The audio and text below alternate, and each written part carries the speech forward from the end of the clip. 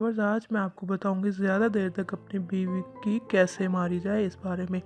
तो वीडियो को देखते रहिए और साथ मेरे चैनल को सब्सक्राइब कर दें और घंटी के निशान को ज़रूर प्रेस कर दें ताकि मेरी आने वाली रोज़ की न्यू वीडियोस आपको सबसे पहले और बआसानी मिल सके। व्यूअर्स, ज़्यादा देर तक बीवी की लेना बहुत ही आसान काम है।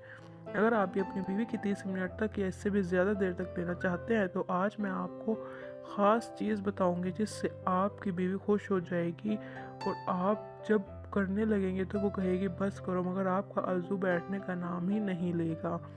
जब आप बीवी की लेने लगो तो अपने अज़ू को ठंडे पानी के साथ धो लिया करें। ज़्यादा ठंडा पानी होना चाहिए। जब शर्मगाह अच्छी तरह हाथ लगाने पर गीली हो तो इस पर अज़ू रखें और 3 झटके लगाने के बाद इसको बाहर निकालें। इसके बाद आप अच्छे से काम करें।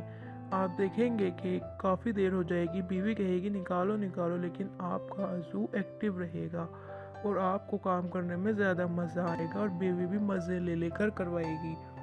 आज तक के लिए बस इतना ही। मिलते हैं हमें नेक्स्ट वीडियो में, तब तक के लिए अल्लाह हाफिज़।